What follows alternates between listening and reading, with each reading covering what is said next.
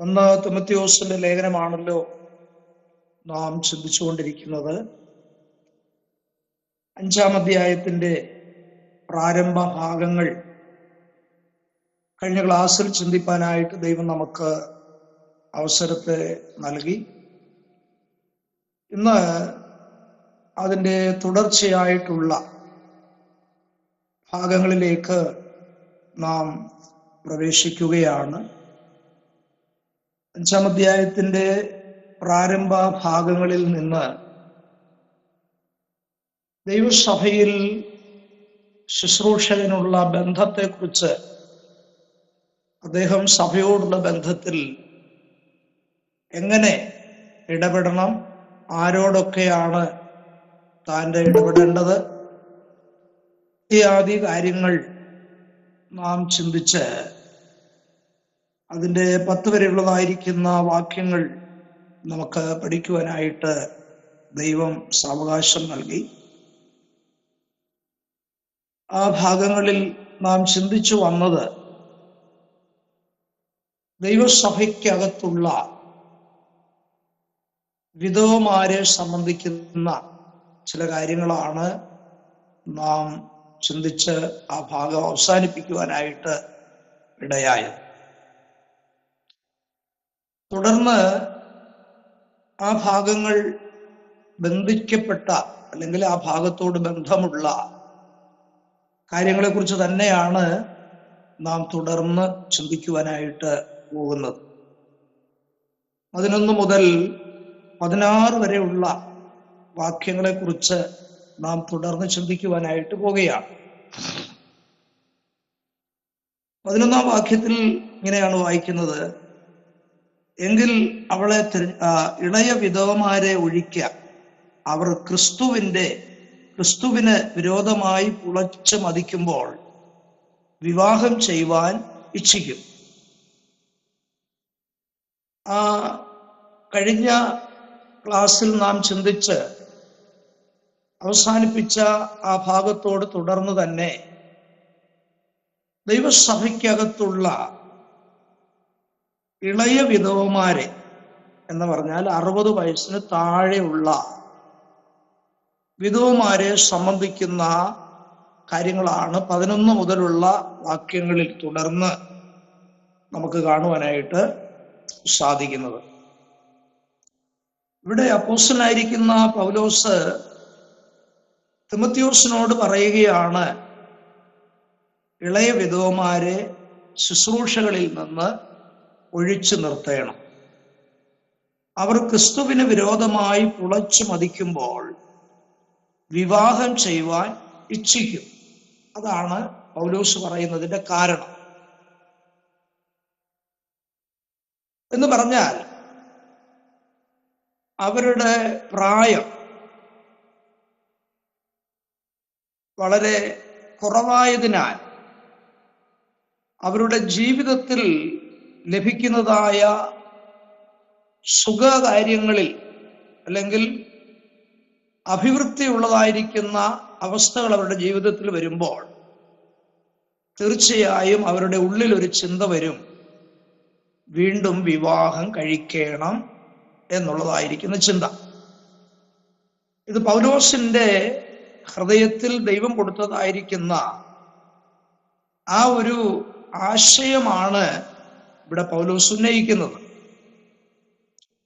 അപ്പോൾ അങ്ങനെ വരാൻ സാധ്യതയുള്ളത് കൊണ്ട് പൗലോസ് തിമോഥെയോസിനോട് പറയുകയാണ്, ദൈവസഭയുടെ ശുശ്രൂഷകളിൽ നിന്ന് അവരെ ഒഴിച്ചു നിർത്തണം.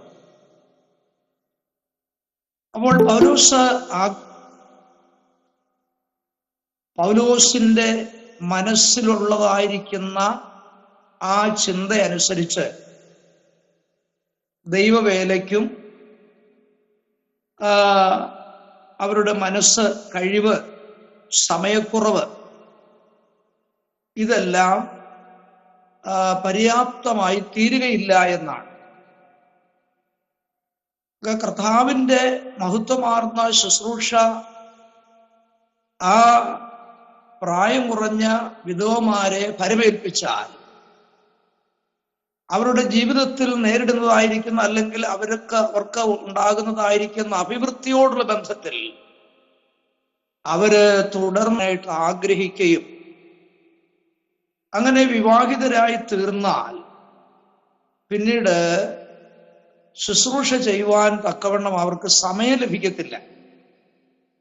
അതിനുള്ളതായിരിക്കുന്ന മനസ്സ് ചിലപ്പോൾ ഉണ്ടാകത്തില്ല. അങ്ങനെയുള്ള കാരണങ്ങൾ ഉണ്ടാകുമെന്നുള്ളതായിരിക്കുന്ന ചിന്തയാലാണ് പൗലോസ് പറഞ്ഞത് അവരെ ശുശ്രൂഷയിൽ നിന്ന് തീർച്ചയായും എന്ത് ചെയ്യണം? ഒഴിച്ചു നിർത്തേണം എന്ന് പറയാൻ കാരണം. ഇനി 13-ാം വാക്യത്തിലേക്ക് നാം വരുമ്പോൾ, അത്രയുമല്ല, അവർ വീട് തോറും നടന്ന് മെനക്കെടുവാനും ശീലിക്കും. മെനക്കെടുക മാത്രമല്ല, വായാടികളും പരകാര്യത്തിൽ ഇടപെടുന്നവരുമായി അരുതാത്തത് സംസാരിക്കും. നോക്കിക്കേ, ആ പൗലോസിന്റെ ഹൃദയത്തിൽ കർത്തൃവേലയോടുള്ള ബന്ധത്തിൽ അതിന് തടസ്സമുണ്ടാകുവാൻ സാധ്യതയുള്ള പല കാര്യങ്ങൾ പൗലോസ് ഇവിടെ എടുത്ത് പ്രസ്താവിച്ചിരിക്കുകയാണ്. അവരെന്ത് ചെയ്യും? വിവാഹം കഴിക്കാൻ താല്പര്യപ്പെടും. അതുകൊണ്ട് ശുശ്രൂഷയിൽ അവർക്ക് മുഴുകിയിരിക്കാൻ സാധ്യമല്ല എന്ന് പറഞ്ഞ ശേഷം അവർ വീട് തോറും നടന്ന് മെനക്കെടുവാനായിട്ട് ശീലിക്കും.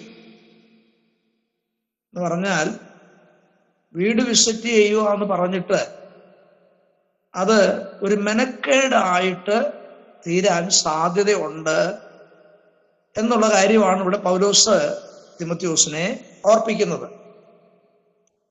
കൂടാതെ അവര് എന്ത് ചെയ്യും? പരകാര്യങ്ങളിൽ ഇടപെടുന്നവരായി തീരും. അതുകൂടാതെ അവര് അരുതാത്തത് സംസാരിക്കും. അപ്പൊ ഇതെല്ലാം ശുശ്രൂഷയോടുള്ള ബന്ധത്തിൽ അത് യോഗ്യമല്ല എന്നുദ്ദേശിച്ചുകൊണ്ടാണ് പൗലോസ് മുൻകൂട്ടി ഈ കാര്യങ്ങൾ പ്രസ്താവിപ്പാനായിട്ട് ഇടയായത്. ചുരുക്കി പറഞ്ഞാൽ അങ്ങനെയുള്ളവർ അലസരായിത്തീരും, അപവാദം പറയുന്നവരായിത്തീരും, പരകാര്യത്തിൽ ഇടപെടുന്നവരായിത്തീരും. ഈ 3 കാര്യങ്ങളാണ് പൗലോസ് ആ ഭാഗത്ത് ഉദ്ദേശിക്കുന്നത്. എന്തൊക്കെയാണ്? അവർ അലസരായിത്തീരും, അപവാദം പറയുന്നവരായിത്തീരും, മാത്രമല്ല അവര് പരകാര്യങ്ങളിൽ എന്ന് പറഞ്ഞാൽ അവർക്ക് ആവശ്യമില്ലാത്ത കാര്യങ്ങളിലൊക്കെ അവരെന്ത് ചെയ്യും? ഇടപെടുവാനായിട്ട് ഇടയാകും. അപ്പൊ അതൊക്കെ പൗലോസിന്റെ ഹൃദയത്തിൽ ദൈവാത്മാവ് കൊടുത്തതായിരിക്കുന്ന ചിന്തകളാണെന്ന് നമുക്ക് മനസ്സിലാക്കാം. അതുകൊണ്ടാണ് പറഞ്ഞത് ഇളയ വിധവമാരെ സഭയുടെ ശുശ്രൂഷയോടുള്ള ബന്ധത്തിൽ അവരെന്ത് ചെയ്യണം? ഒഴിച്ചു നിർത്തേണം എന്ന് പറയാൻ കാരണം. ഇനി 14ഉം 15ഉം വാക്യങ്ങൾ നാം ശ്രദ്ധിച്ചാൽ, ആരെങ്കിലും 14 തൊട്ട് 16 വരെ പ്ലീസ് വായിച്ചാട്ടെ. വായിക്കുക. ആകയാൽ ഇളയവർ വിവാഹം ചെയ്യുകയും പുത്രസമ്പത്തുണ്ടാക്കുകയും ഭവനം രക്ഷിക്കുകയും വിരോധിക്കുകയും അപവാദത്തിന് അവസരമൊന്നും കൊടുക്കാതിരിക്കുകയും വേണമെന്ന് ഞാൻ ഇച്ഛിക്കുന്നു. ഇപ്പോൾ തന്നെ ചിലർ സാത്താന്റെ പിന്നാലെ പോയല്ലോ. ഒരു വിശ്വാസിനിക്ക് വിധവമാർ ഉണ്ടെങ്കിൽ അവൾ തന്നെ അവർക്ക് മുട്ടുതീർക്കട്ടെ. സഭയ്ക്ക് ഭാരം വരരുത്. സാക്ഷാൽ വിധവമാരായവർക്ക് മുട്ടുതീർപ്പാനുണ്ടല്ലോ. Thank you. അപ്പോൾ ഈ തുടർന്ന് വായിച്ചതായിരിക്കുന്ന വേദഭാഗങ്ങളെല്ലാം അതിനോട് ബന്ധപ്പെട്ട് വളരെ ആഴമായിരിക്കുന്ന നിർദ്ദേശങ്ങളാണ് പൗലോസ് ആർക്ക് നൽകുന്നത്? തിമോഥെയോസിന് ഇവിടെ നൽകുന്നത്. അപ്പം ഇളയ വിധവമാരെ ദൈവസഭയോടുള്ള ശുശ്രൂഷകളോടുള്ള ബന്ധത്തിൽ ഉൾപ്പെടുത്തിയാൽ അവർ അലസരായിത്തീരുകയും അപവാദം പറയുവാൻ തുനിയുകയും പരകാര്യത്തിൽ ഇടപെടുകയും ചെയ്യാൻ സാധ്യതയുണ്ട് എന്ന് പറഞ്ഞ ശേഷം പൗലോസ് വീണ്ടും പറയുകയാണ്, ആകയാൽ ഇളയവർ വിവാഹം ചെയ്യുകയും പുത്രസമ്പത്തുണ്ടാക്കുകയും ഭവനം രക്ഷിക്കുകയും വിരോധികൾക്ക് അപവാദത്തിന് അവസരം ഒന്നും കൊടുക്കാതിരിക്കുകയും വേണമെന്ന് ഞാൻ ഇച്ഛിക്കുന്നു. അപ്പോ അവരെന്ത് ചെയ്യണമെന്നാണ് പൗലോസ് ആഗ്രഹിക്കുന്നത്? അവര് വിവാഹിതരായി തീരണം, അതാണ് യോഗ്യം. അപ്പോൾ അവര് വിവാഹിതരായി തീരുകയും പുത്രസമ്പത്തുള്ളവരായി തീരുകയും അവരുടെ ഭവനം സംരക്ഷിക്കുകയും മാത്രമല്ല, അപവാദം പറയുന്നതായിരിക്കുന്ന വിരോധികൾക്ക് അതിനുള്ള അവസരം കൊടുക്കാതിരിക്കുകയും ചെയ്യണമെന്നാണ് പൗലോസ് ആഗ്രഹിക്കുന്നത്. നോക്കിക്കേ, നമ്മുടെ ജീവിതത്തിന്റെ എല്ലാ വശങ്ങളെക്കുറിച്ചും ദൈവവചനത്തിൽ വ്യക്തമായി രേഖപ്പെടുത്തിയിട്ടുണ്ട്. ഒന്നും രേഖപ്പെടുത്താതിരുന്നിട്ടില്ല.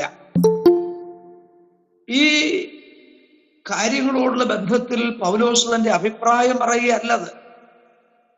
ദൈവത്തിന്റെ ആത്മാവ് തനിക്ക് കൊടുത്തതായിരിക്കുന്ന ആ ആശയങ്ങൾ തിമോഥെയോസിനോട് വ്യക്തമായി ഈ ഭാഗത്ത് പൗലോസ് നിർദ്ദേശമായി നൽകുകയാണ്.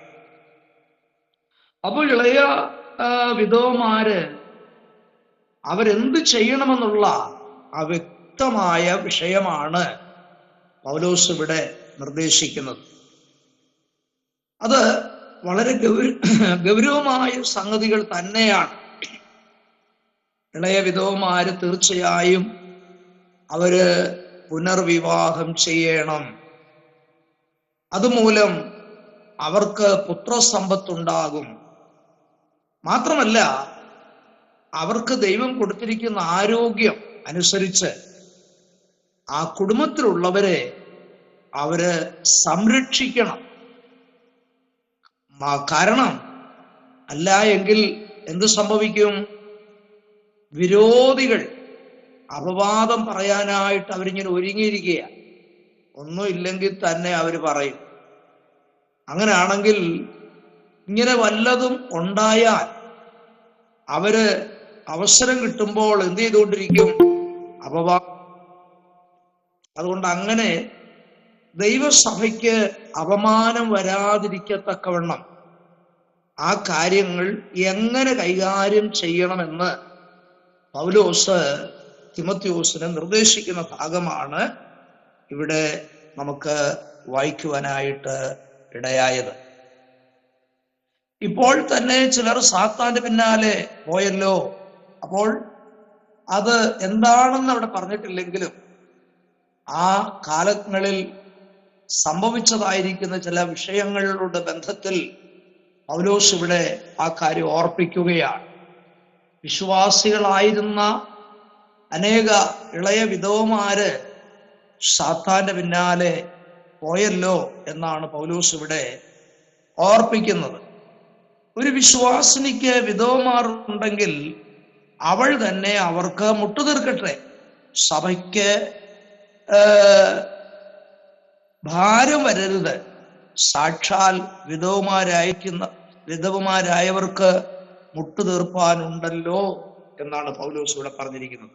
അപ്പോൾ ഒരു വിശ്വാസിനി, അതായത് ദൈവസഭയിൽ ഉൾപ്പെട്ടു നിൽക്കുന്ന ഒരു വിശ്വാസിനി എന്ന് പറഞ്ഞാൽ വിശ്വാസത്തിൽ ഉറച്ചു നിൽക്കുന്ന ഒരു സഹോദരിയോടുള്ള ബന്ധത്തിൽ, അവരോടുള്ള ബന്ധത്തിൽ അവർക്ക് ബന്ധുവായിരിക്കുന്ന വിധവമാര് അവർക്കുണ്ടെങ്കിൽ എന്ത് ചെയ്യണം? അവരാണ് ആ വിധവയുടെ ആവശ്യങ്ങൾ നിറവേറ്റി കൊടുക്കേണ്ടത്. എന്താ കാരണം? സഭയ്ക്കത് ഭാരമായി വരുവാനായിട്ട് ഇടയാകരുത്. നോക്കണേ പൗലോസിന്റെ ദീർഘവീക്ഷണം.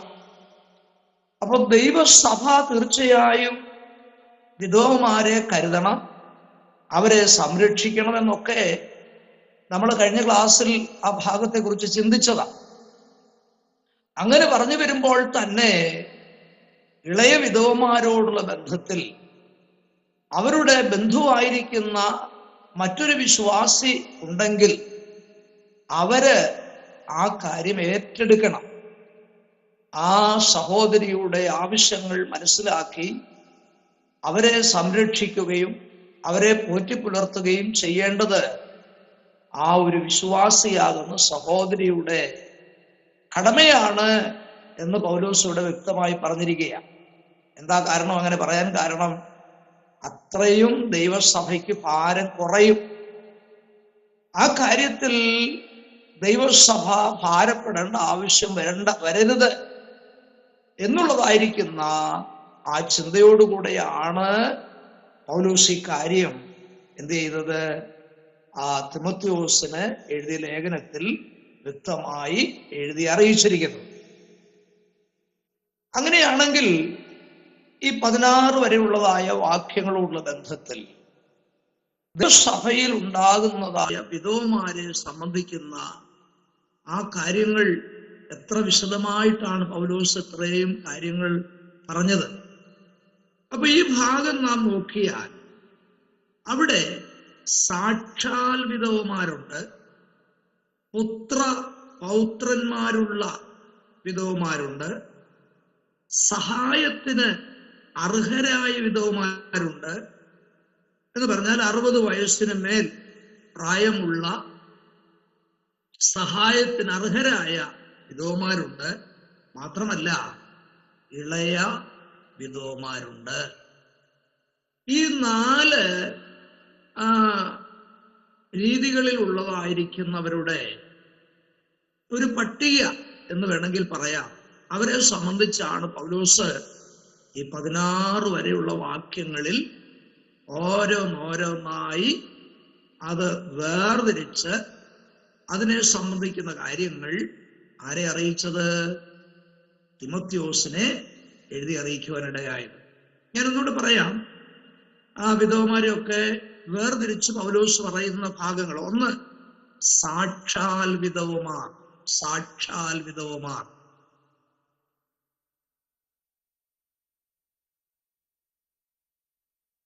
രണ്ട്, പൗത്രന്മാരുള്ള വിധവമാർ.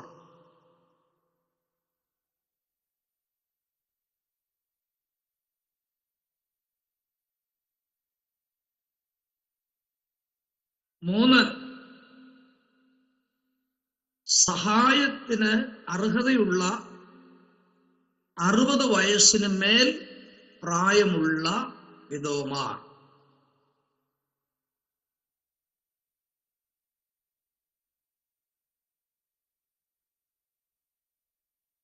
നാല്, ഇളയ വിധവമാർ.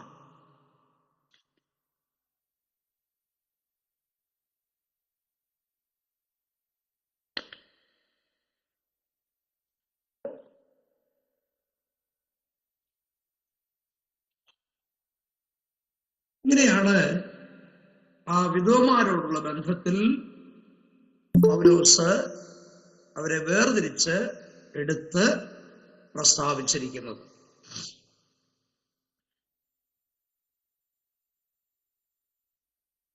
ഇനി വീണ്ടും അതിന്റെ 17 മുതൽ 20 വരെയുള്ള വാക്യങ്ങളിലേക്ക് നാം ശ്രദ്ധ ചെലുത്തിയാൽ, 17 മുതൽ 20 വരെയുള്ള വാക്യങ്ങൾ ശ്രദ്ധിച്ചാൽ,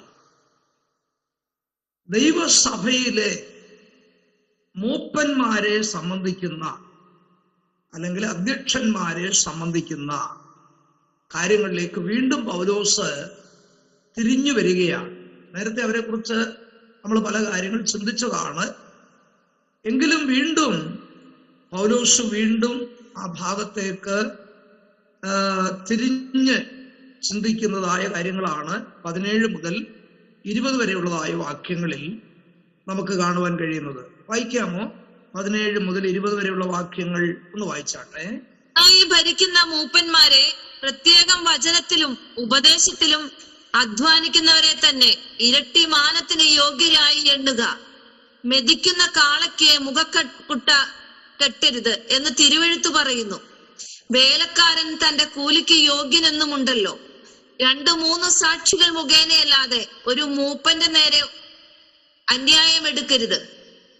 പാപം ചെയ്യുന്നവരെ ശേഷമുള്ളവർക്കും ഭയത്തിനായി എല്ലാവരും കേൾക്കെ ശാസിക്കാം. മതി, താങ്ക് യു. അപ്പം 17 മുതൽ 20 വരെയുള്ളതായിരിക്കുന്ന വാക്യങ്ങൾ നാം ശ്രദ്ധിച്ചാൽ ദൈവസഭയുടെ ശുശ്രൂഷകന്മാരായിരിക്കുന്ന മൂപ്പന്മാരെ അല്ലെങ്കിൽ അധ്യക്ഷന്മാരെ അവരോടുള്ള ബന്ധത്തിൽ സംബന്ധിക്കുന്ന ചില കാര്യങ്ങളാണ് ഇവിടെ വീണ്ടും പൗലോസ് ഓർപ്പിക്കുന്നത്. പൗലോസ് 17-ാം വാക്യത്തിൽ പറയുകയാണ്, നന്നായി ഭരിക്കുന്ന മൂപ്പന്മാരെ പ്രത്യേകം വചനത്തിലും ഉപദേശത്തിലും അധ്വാനിക്കുന്നവരെ തന്നെ എന്ത് ചെയ്യണം? ഇരട്ടി മാനത്തിന് യോഗ്യരായി എണ്ണണം.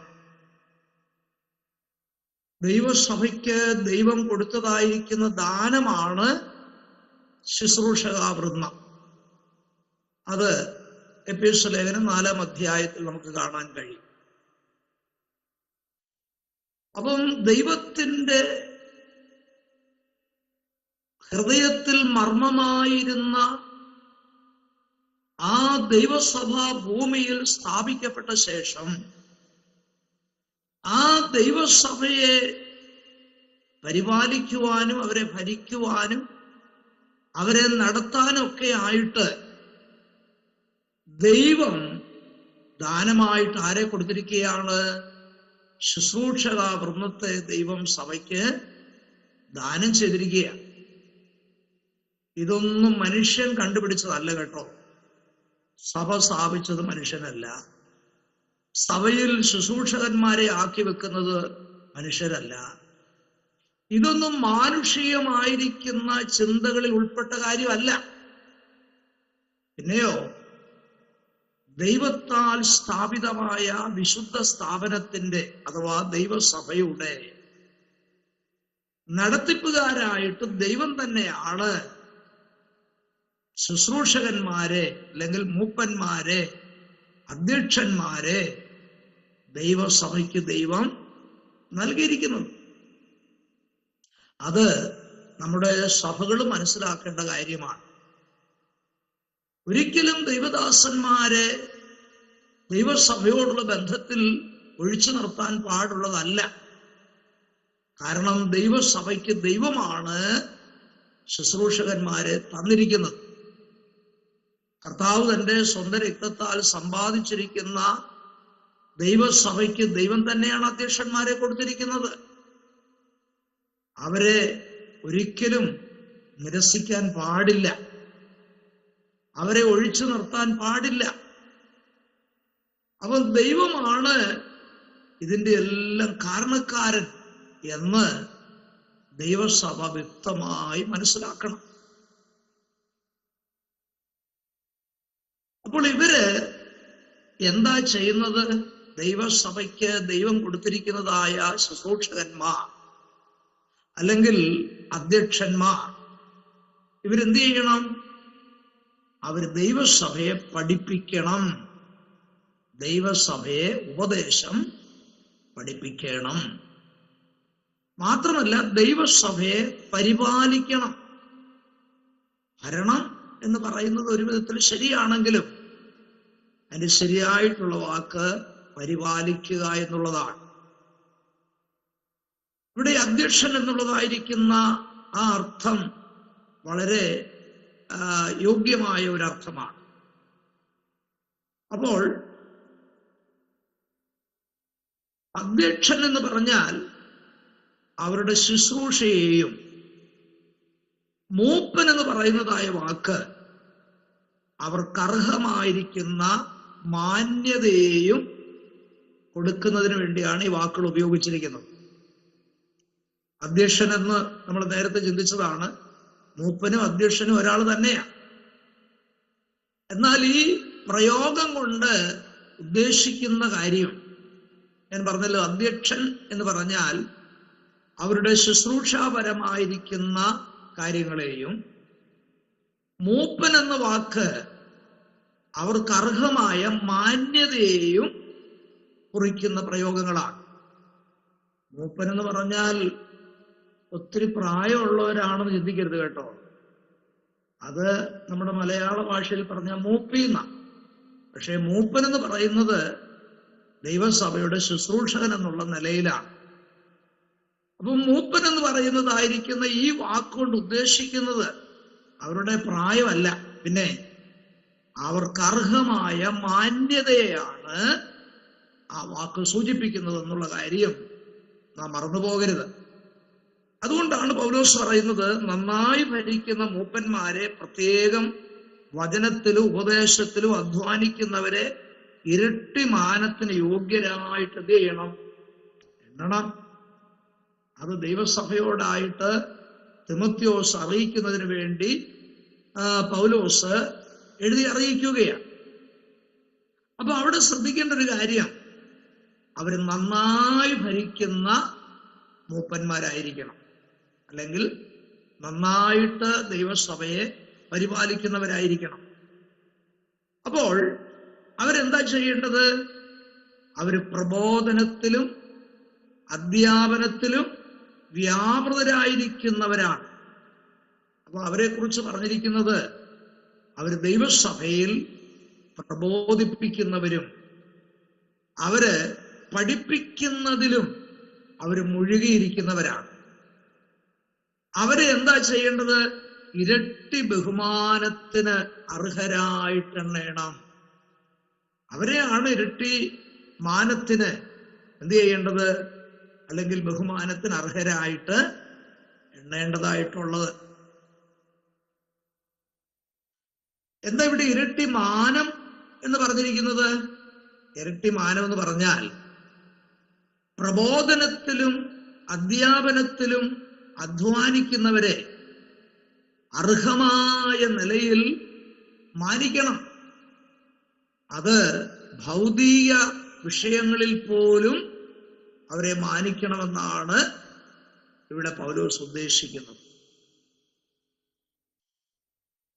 അതുകൊണ്ടാണ് അവര് അത്രമാത്രം മാന്യരായി തീർന്നിരിക്കുന്നത്. അപ്പോൾ അവര് ഇരട്ടി മാനത്തിന് യോഗ്യരായിട്ട് എണ്ണാൻ കാരണം എന്താണെന്ന് പൗലോസ് പറഞ്ഞിരിക്കുകയാണ്. ഏതെല്ലാം കാര്യങ്ങളിലാണ് അവർ അധ്വാനിക്കുന്നത്? അവര് പ്രബോധനത്തിലും അധ്യാപനത്തിലും എന്ന് പറഞ്ഞാൽ പഠിപ്പിക്കുന്ന കാര്യത്തിലും അവര് മുഴുകിയിരിക്കുന്നവരാണ്. അതുകൊണ്ടാണ് അപ്പോസ്തലപ്രവൃത്തിയുടെ പുസ്തകം 6-ാം അധ്യായത്തിൽ നമ്മൾ വായിക്കുമ്പോൾ പത്രോസ് അന്ന് അവിടെ പറയുന്ന ഒരു കാര്യം നമുക്ക് കാണാൻ കഴിയും. നിങ്ങൾ മേശയിൽ ശുശ്രൂഷിക്കുമ്പോൾ ഞങ്ങൾ എന്ത് ചെയ്യും? പ്രാർത്ഥനയിലും വചനധ്യാനത്തിലും ഇട്ടിരിക്കും എന്ന് അവിടെ പറയാൻ കാരണം. അത് നിസ്സാരപ്പെട്ട ഒരു കാര്യമല്ല. ഈ കഴിഞ്ഞ ആഴ്ചയിൽ പറഞ്ഞ ആ ഒരു ഉപദേശമായി അവല്ല അടുത്ത ആഴ്ചയിൽ അവർ പറയുന്നത്, അല്ലെങ്കിൽ കഴിഞ്ഞ ആഴ്ചയിൽ പഠിപ്പിച്ച വിഷയമല്ല അടുത്ത ആഴ്ചയിൽ പഠിപ്പിക്കേണ്ടത്. അപ്പോൾ നിരന്തരമായിട്ട് അവർ ദൈവവചനം പഠിക്കുന്നവരായിരിക്കണം. അങ്ങനെ പഠിക്കുന്നവർക്ക് മാത്രമേ പഠിപ്പിക്കുവാനായിട്ട് സാധിക്കത്തുള്ളൂ, അല്ലാത്തവർക്ക് അത് സാധിക്കത്തില്ല. അപ്പൊ അങ്ങനെ ചെയ്താലുണ്ടല്ലോ,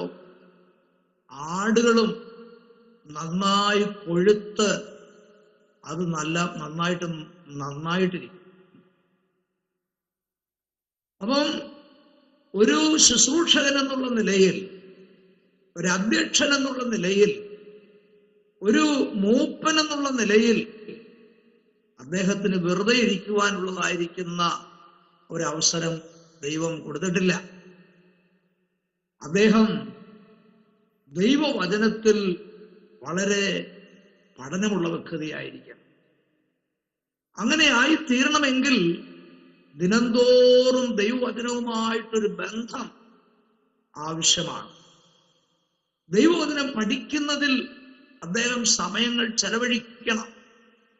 എങ്കിൽ മാത്രമേ പ്രബോധനത്തിലും അധ്യാപനത്തിലും അദ്ദേഹത്തിന് നേട്ടമുണ്ടായി തീരുകയുള്ളൂ. എന്താണ് ഈ പ്രബോധനം എന്ന് ഉദ്ദേശിക്കുന്ന വാക്കുകൊണ്ട് നമ്മൾ ചിന്തിക്കുന്നത്? എന്താണ് പ്രബോധനം? പ്രബോധനം എന്ന് പറഞ്ഞാൽ അതിൻ്റെ ഒരു നിർവചനം അല്ലെങ്കിൽ അതിൻ്റെ ഒരു അർത്ഥം നാം ചിന്തിച്ചാൽ, ഒരു യുദ്ധം നടക്കുന്നതായിരിക്കുന്ന പോർക്കളത്തിൽ പടയാളികളെ നയിക്കുന്ന അവരുടെ മേധാവി അവർ ക്ഷീണിച്ചു പോകാൻ ഇടയാകാതെ വണ്ണം അവരെ പ്രോത്സാഹിപ്പിക്കുന്ന വാക്കുകളെയാണ് വാസ്തവത്തിൽ പ്രബോധനം എന്നുള്ളതായിരിക്കുന്ന വാക്കുകൊണ്ട് ഉദ്ദേശിക്കുന്നത്. എന്നാൽ അതിന്റെ അർത്ഥം മനസ്സിലാക്കാഞ്ഞിട്ടായിരിക്കും ഇന്ന് പലരും പ്രബോധനം പറഞ്ഞാൽ ഉള്ള ജീവൻ കൂടെ എന്ത് ചെയ്യുകയാ? ഇല്ലാതായിത്തീരുക, അല്ലേ? ഒരു സാക്ഷിയൊക്കെ പറയണമെന്ന് ഓർത്തിരുന്നപ്പോഴാണ് ഒരാൾ എഴുന്നേറ്റ് പ്രബോധിപ്പിക്കുന്നത്. ആ പ്രബോധനം കേട്ടപാടെ ആ മനുഷ്യൻ തീരുമാനിക്കും, ഇന്നത്തെ സാക്ഷി ഞാൻ പറയുന്നില്ല. ആ ഉള്ള ജീവൻ കൂടെ കെട്ടുപോകുക. അങ്ങനെ ഒരു ചിന്താഗതിയാണ് ഇപ്പോഴുള്ള പ്രബോധനത്തിന് മനുഷ്യൻ അർത്ഥം കൊടുത്തിരിക്കുന്നത്. പക്ഷെ അതല്ല പ്രബോധനം. ക്ഷീണിച്ചിരിക്കുന്ന, തളർന്നിരിക്കുന്ന ഒരു വ്യക്തിക്ക് ജീവൻ വരുമാറ് അവരെ പ്രോത്സാഹിപ്പിക്കുന്ന വാക്കുകളാണ് വാസ്തവത്തിൽ പ്രബോധനം കൊണ്ട് ഉണ്ടാകേണ്ടത്. അപ്പോ ഒരു ശുശ്രൂഷകൻ ദൈവസഭയിൽ ശുശ്രൂഷിക്കുമ്പോൾ, അല്ലെങ്കിൽ ദൈവത്തിന്റെ വചനം പറയുമ്പോൾ, ഉപദേശം കൊടുക്കുമ്പോൾ, വിശ്വാസികൾ പ്രബോധനം മൂലം അവരെന്ത് ചെയ്യണം? ഉണർത്തപ്പെടാനിടയാകണം. ക്ഷീണിച്ചിരിക്കുന്നവരെന്ത് ചെയ്യണം? ബലപ്പെടുവാനായിട്ടിടയാകണം. തളർന്നിരിക്കുന്നവർ ശക്തന്മാരായി തീരുവാനിടയാകണം. അതൊക്കെയാണ് വാസ്തവത്തിൽ പ്രബോധനം കൊണ്ട് ഉണ്ടാകേണ്ടത്. അപ്പോൾ ഒരു മൂപ്പൻ ഇരട്ടി മാനത്തിന് അദ്ദേഹം യോഗ്യനാണ്, അർഹനാണ് എന്ന് പറയുമ്പോൾ അതിന്റെ അർത്ഥം എന്താണ്? അദ്ദേഹം പ്രബോധനത്തിനും ദൈവവചനം പഠിപ്പിക്കുന്നതിലും വളരെ അധ്വാനിക്കുന്ന വ്യക്തിയായിരിക്കണം. അദ്ദേഹത്തിനാണ് എന്ത് ലഭിക്കുന്നത്? ഇരട്ടി മാനത്തിന് അത് യോഗ്യനായിട്ടുള്ള അവസ്ഥ ലഭിക്കുന്നത് എന്നുള്ള കാര്യമാണ് 17 മുതൽ 20 വരെയുള്ളതായ വാക്യങ്ങളിൽ നിന്ന് നമുക്ക് മനസ്സിലാക്കുവാനായിട്ട് സാധിക്കുന്നത്. മാത്രമല്ല, അതിനോടുള്ള ബന്ധത്തിൽ നാം ശ്രദ്ധിക്കേണ്ട 18-ാം വാക്യം എന്താണ്? 18-ാം വാക്യം, മെതിക്കുന്ന കാളയ്ക്ക് മുഖക്കൊട്ട കെട്ടരുത് എന്ന് തിരുവെഴുത്ത് പറയുന്നു. വേലക്കാരൻ തന്റെ കൂലിക്ക് യോഗ്യനെന്നും ഉണ്ടല്ലോ. ഇവിടെ 2 വിധത്തിലുള്ള കാര്യങ്ങൾ പൗലോസ് ഓർപ്പിക്കുകയാണ്. എന്തിനാണെന്നറിയാമോ? ഈ പറഞ്ഞ കാര്യം ഒന്നുകൂടെ ഉറപ്പിക്കാൻ വേണ്ടിയാ. 2 പ്രത്യേക കാര്യങ്ങൾ പൗലോസ് അവിടെ എടുത്ത് പറഞ്ഞിരിക്കുക. ഒന്ന്, മെതിക്കുന്ന കാളയ്ക്ക് എന്ത് ചെയ്യരുത്? മുഖക്കുട്ട കെട്ടരുത്. 2, വേലക്കാരൻ തന്റെ കൂലിക്ക് യോഗ്യൻ. പൗലോസ് ഇത് 2 ഭാഗങ്ങളിൽ നിന്ന്, തിരുവെഴുത്തിലെ 2 ഭാഗങ്ങളിൽ നിന്ന് ഈ കാര്യം ഒന്നുകൂടെ ഉറപ്പിക്കാൻ വേണ്ടി എന്ത് ചെയ്തിരിക്കുകയാണ്? ഇവിടെ എടുത്ത് പ്രസ്താവിച്ചിരിക്കുകയാണ്. ഒന്നാമത്തെ കാര്യം ഏതാ? മെതിക്കുന്ന കാളയ്ക്ക് മുഖക്കുട്ട കെട്ടരുത്. ആവർത്തന പുസ്തകം 25-ാം അധ്യായത്തിൽ നിന്നാണ് ഈ ഭാഗം പൗലോസ് എടുത്ത് എഴുതിയിരിക്കുന്നത്. അവിടെ ആവർത്തന പുസ്തകം നമ്മൾ വായിക്കുമ്പോൾ ഇസ്രായേൽ ജനത്തോടുള്ള ബന്ധത്തിൽ അവരുടെ ധാന്യങ്ങൾ വയലുകളിൽ നിന്ന് കൊയ്തെടുത്ത ശേഷം കറ്റകൾ നിരത്തിയിട്ട് അതിൻ്റെ മേൽ കാളകളെ ചവിട്ടുവാനായിട്ട് സമയം വേർതിരിക്കും. എന്തിനാണ്?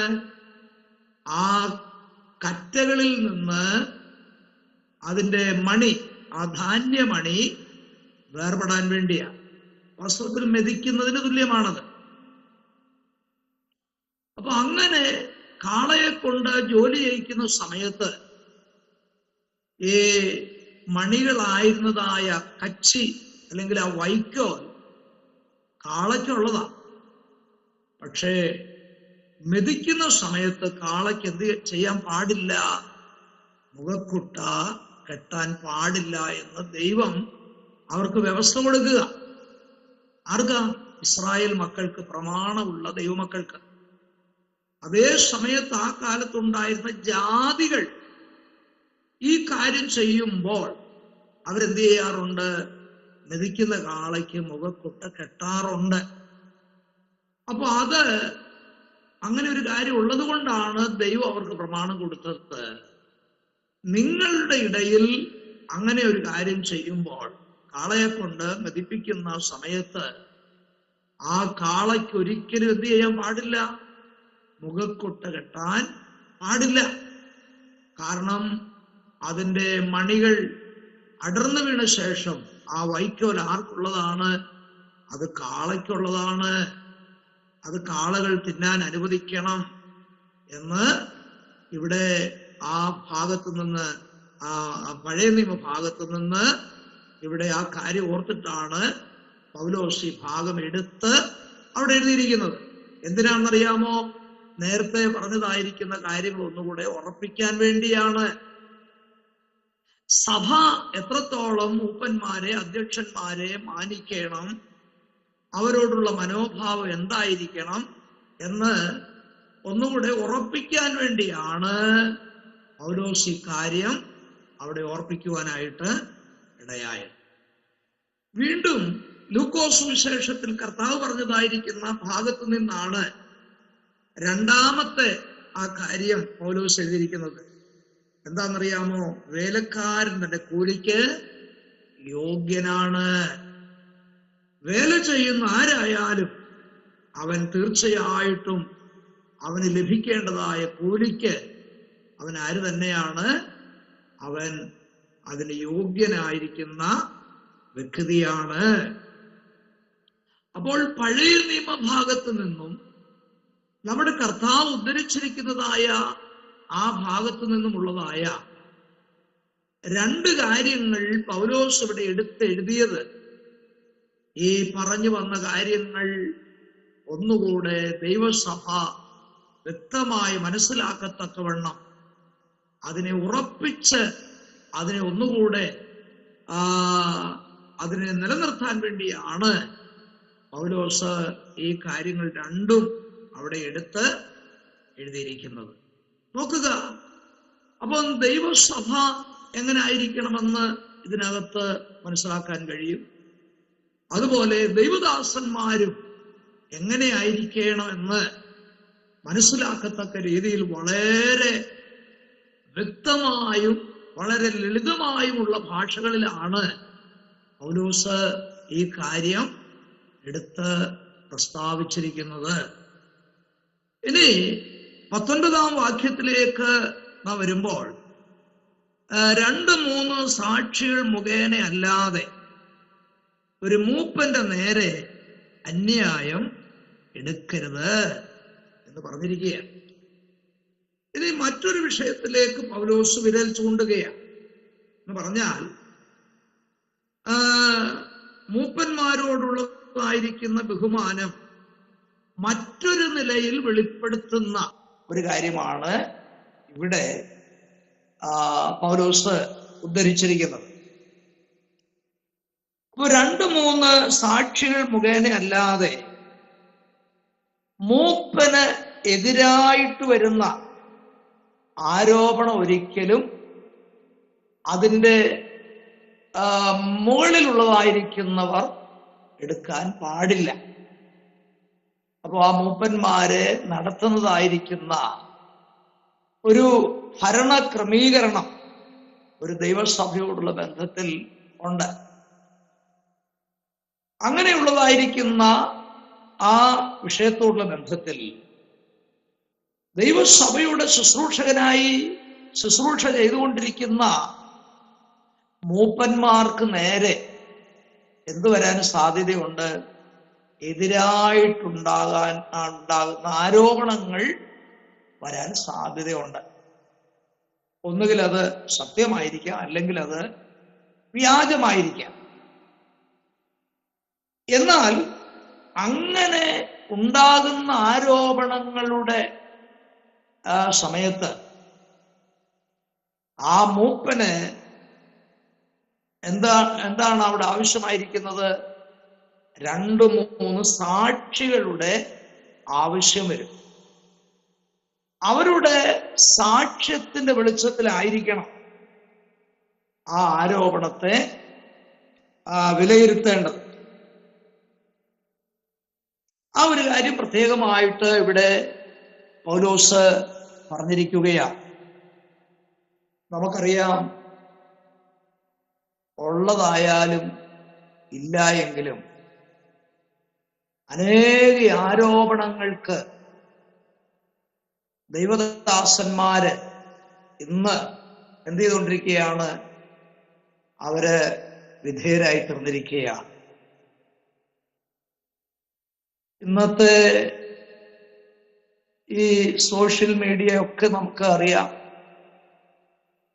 ഒരുപാട് ആരോപണങ്ങൾ ഇന്ന് ഓരോരുത്തരെ കുറിച്ച് നമുക്ക് നേരിടുന്നത് എന്താണ് നമുക്കറിയാം. എന്നാൽ അതിന്റെ സത്യാവസ്ഥയൊന്നും ആരും എന്ത് ചെയ്യാറില്ല? അന്വേഷിക്കാറില്ല, ചോദിക്കാറില്ല. ആ വിഷയത്തോടുള്ള ബന്ധത്തിൽ പൗലോസ് വ്യക്തമായിട്ട് എതിരിക്കുകയാണ്. അവരുടെ മേലൊരു നടപടിക്രമം ആ കേട്ടതിന്റെ വെളിച്ചത്തിൽ എടുക്കാൻ പാടില്ല. ആ വിഷയത്തെക്കുറിച്ച് 2-3 സാക്ഷികളുടെ ആവശ്യമുണ്ട്. സാക്ഷി എന്ന് പറഞ്ഞാൽ ആരാ? കണ്ടത് അതുപോലെ പ്രസ്താവിക്കുന്നവരാണ് സാക്ഷി എന്ന് പറയുന്ന ആൾ. ആ കാര്യത്തെ സംബന്ധിച്ച് സാക്ഷി പറയുന്ന, അല്ലെങ്കിൽ അതിന് സാക്ഷി നിൽക്കുന്ന വ്യക്തി അത് നേരിട്ട് കാണുകയോ അറിയുകയോ ചെയ്ത ആളായിരിക്കണം. അവരുടെ സാക്ഷ്യത്തിന്റെ മേലായിരിക്കണം ഈ ഒരു ശുശ്രൂഷകന്റെ മേൽ നടപടിയെടുക്കേണ്ടത്. പൗലോസ് അത് വ്യക്തമായി നിർദ്ദേശം ഇവിടെ പ്രസ്താവിച്ചിരിക്കുകയാണ്. അല്ലാതെ ഒരു നടപടി ആ ശുശ്രൂഷകന്റെ മേൽ എടുക്കുവാനുള്ള അനുവാദമില്ല. ആ വിഷയത്തെക്കുറിച്ച് ഇവിടെ ഓർപ്പിച്ചിരിക്കുകയാണ്. ആ കാര്യത്തോടുള്ള ബന്ധത്തിൽ ഇത് സംബന്ധിക്കുന്നതായ 7 കാര്യങ്ങൾ നമുക്ക് തിരുവചനത്തിൽ നിന്ന് മനസ്സിലാക്കാൻ കഴിയും. മൂപ്പനോടുള്ള ബന്ധത്തിൽ ഈ പറയപ്പെട്ട വിഷയവുമായി ബന്ധിച്ചു നോക്കുമ്പോൾ 7 കാര്യങ്ങൾ നമുക്ക് അവിടെ മനസ്സിലാക്കാനായിട്ടുണ്ട്.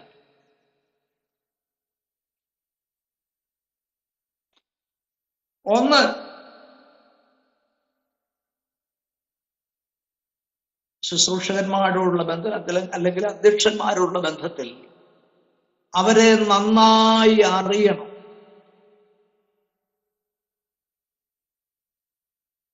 അവരെ നന്നായി അറിയണം. 1 തെസ്സലോനിക്ക ലേഖനം 5:12.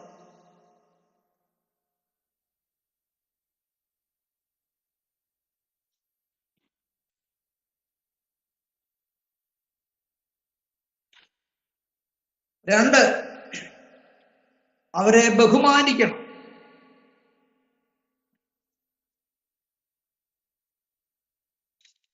1 കൊരിന്ത്യർ 16:18.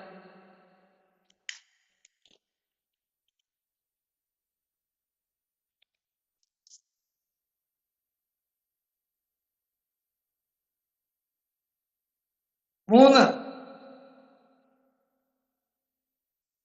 അവരെ വിശ്വസിക്കണം.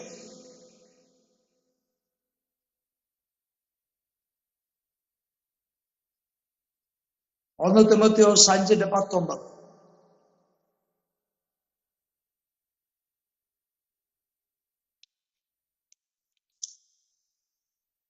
4,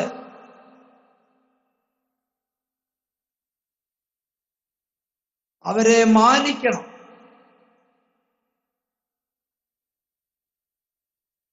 അവരെ മാനിക്കണം. 1 തിമോഥെയോസ് 5:17.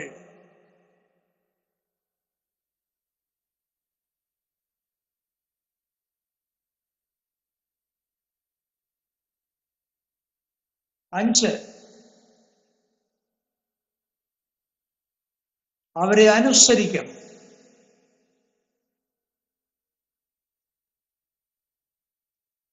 എബ്രായർ 13:7.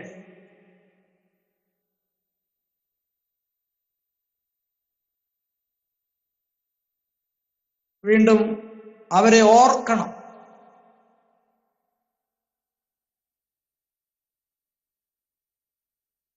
എബ്രായർ 13:7.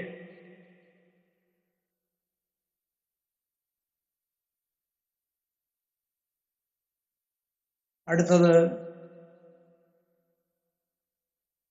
അവരെ വന്ദനം അറിയിക്കുകയും അവർക്ക് വേണ്ടി പ്രാർത്ഥിക്കുകയും ചെയ്യണം.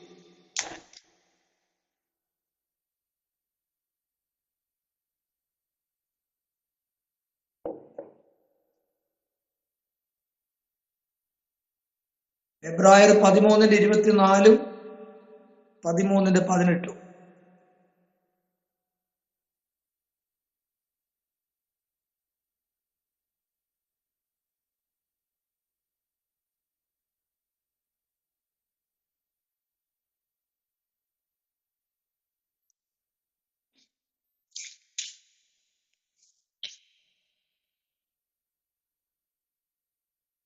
ഇതാണ് ശുശ്രൂഷകന്മാരോടുള്ള ബന്ധത്തിൽ ദൈവസഭയുടെ മേൽ ദൈവം വെച്ചിരിക്കുന്നതായ ചില നിർദ്ദേശങ്ങൾ. ഇനി 20-ാം വാക്യത്തിലേക്ക് നാം കടന്നു വരുമ്പോൾ, പാപം ചെയ്യുന്നവരെ ശേഷമുള്ളവർക്കും ഭയത്തിനായി എല്ലാവരും കേൾക്കെ ശാസിക്കണം.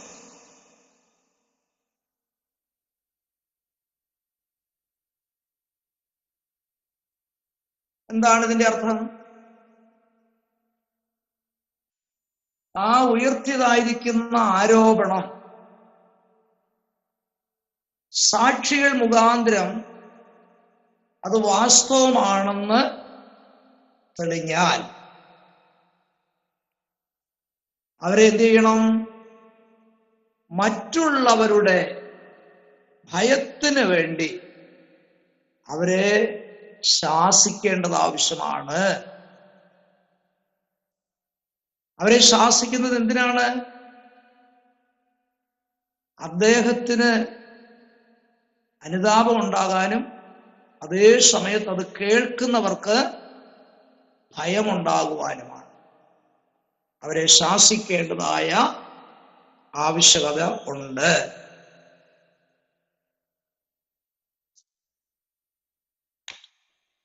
എല്ലാ കാര്യത്തിനും വളരെ വ്യക്തമായ നിർദ്ദേശങ്ങളാണ് പൗലോസ് തിമോഥെയോസിന് നൽകുന്നത്. ഇനി നമുക്കൊരു സഭാ ശുശ്രൂഷന്റെ ചുമതലകൾ എന്തൊക്കെയാണെന്ന് നോക്കാം. അല്ലെങ്കിൽ ഒരു മൂപ്പന്റെ അല്ലെങ്കിൽ അധ്യക്ഷന്റെ ചുമതലകൾ എന്തെല്ലാം?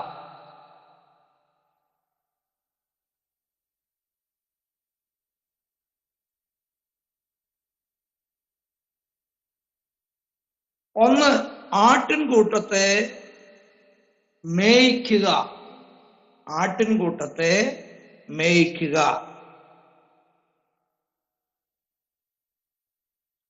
അപ്പൊ ആടിനെ മേയ്ക്കുന്ന ആള് ഒരു ഇടയനാണല്ലോ. അപ്പോൾ ഒരു ശുശ്രൂഷകൻ ദൈവസഭയോടുള്ള ബന്ധത്തിൽ ആരാണ്? ഇടയനാണ്. ഇടയനാണ്. എന്നാൽ യഥാർത്ഥ ഇടയൻ ആരാണ്? നമ്മുടെ കർത്താവ് അല്ലേ? കർത്താവ് പറഞ്ഞു, ഞാൻ നല്ല ഇടയനാകും. നല്ല ഇടയൻ ആടുകൾക്ക് വേണ്ടി തന്റെ ജീവനെ കൊടുക്കുന്നു. അപ്പോൾ കർത്താവാകുന്ന ഇടയന്റെ കീഴിലുള്ള ഇടയന്മാരാണ് ആര്?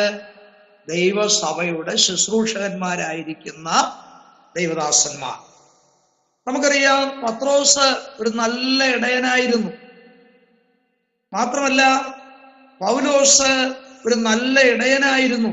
അവരുടെ ശുശ്രൂഷകളിൽ നിന്നെല്ലാം നമുക്ക് ആ കാര്യം മനസ്സിലാക്കാനായിട്ട് സാധിക്കും. അപ്പോൾ എന്താണ് ഈ ആടുകളെ അല്ലെങ്കിൽ ദൈവസഭയെ മേയ്ക്കുക എന്ന് പറയുന്നതിന്റെ അർത്ഥം എന്തൊക്കെയാണ്? അതിന്റെ അർത്ഥം ദൈവമക്കൾക്ക് പലർക്കും അറിവില്ലാത്തവരാണ്. വചനത്തെ സംബന്ധിച്ച് അവരാരാണ്? അറിവില്ലാത്തവരാണ്. അപ്പൊ അവരെ ഇടയൻ എന്ത് ചെയ്യണം? ഉപദേശിക്കണം. അവരുടെ ജീവിതം നന്നായി മാറണമെങ്കിൽ എന്ത് ചെയ്യണം? അവരെ ഉപദേശിക്കണം. മാത്രമല്ല രോഗികളായി കിടക്കമേലായിരിക്കുന്നവരെ എന്ത് ചെയ്യണം? സന്ദർശിക്കണം. അത് അവർക്ക് എന്താണ്? ഒരു ആശ്വാസമാണ്, ഒരാശ്വാസമാണ്. പല രോഗികളും കിടക്കമേലായിരിക്കുമ്പോൾ ആഗ്രഹിക്കുന്ന ഒരു വലിയ കാര്യമാണ് ദൈവദാസന്മാര് എന്നൊന്ന് പ്രാർത്ഥിച്ചിരുന്നെങ്കിൽ എത്ര നന്നായിരുന്നു എന്ന് അവരാഗ്രഹിക്കുന്ന ഒരു കാര്യമാണ്. ഞാന് 82, 83 കാലഘട്ടത്തിൽ വയനാട്ടിലൊരു സഭയിലിരിക്കുകയാണ്. വയനാട്ടിൽ. അപ്പൊ അവിടെ ഒരു വീട്ടിലെ അമ്മച്ചി സുഖമില്ല, പനിയാണെന്ന് ഞാൻ അറിഞ്ഞു.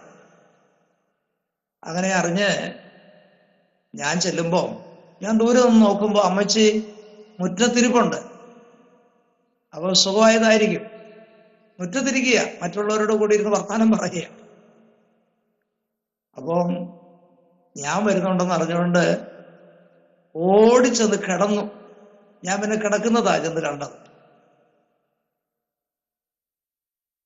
കേൾക്കുന്നില്ലേ?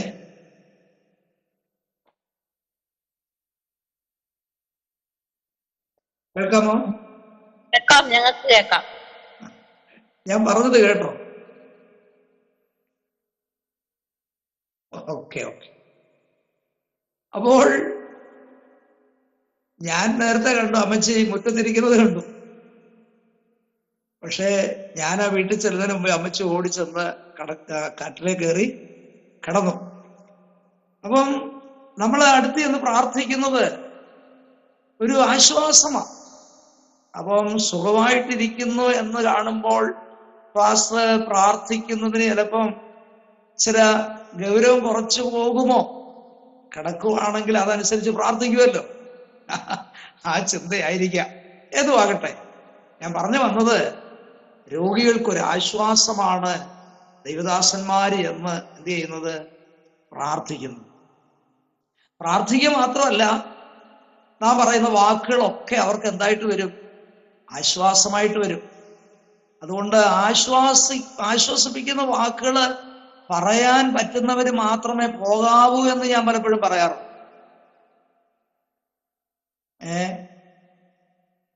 പനി കൂടി ഒന്ന് ടൈഫോയിഡോ ന്യൂമോണിയോ ഒക്കെ വന്നിട്ട് ക്ഷീണിച്ച് കഴിക്കാൻ പോലും നിവൃത്തിയില്ലാതെ കിടക്കുമ്പോ വാസ്തവമാണ്, പക്ഷെ അത് പറയാൻ പാടില്ല. അയ്യോ, ഇതങ്ങ് ഒത്തിരി ക്ഷീണിച്ചല്ലോ, ഇനി എനിക്ക് തോന്നുന്നു ഒരാഴ്ച കൂടെ കിടക്കുള്ളായിരിക്കും എന്ന് മനസ്സിൽ വന്നാലും അത് പറയരുത്, പറയാൻ പാടില്ല. അങ്ങനെ പറഞ്ഞു പോയാൽ ചിലപ്പോൾ ഒരാഴ്ച പോലും അവർ കിടക്കത്തില്ല. അപ്പൊ ഞാൻ പറഞ്ഞത്, രോഗികളെ ചെന്ന് കണ്ട് ആശ്വസിപ്പിക്കുന്ന ഒരു ദൗത്യം ഒരു ഇടയന് ദൈവം കൊടുത്തിരിക്കുന്നതാണ്. അതുപോലെ മരണദുഃഖത്താൽ ഭാരപ്പെടുന്ന കുടുംബങ്ങൾ ഉണ്ടായിരിക്കും.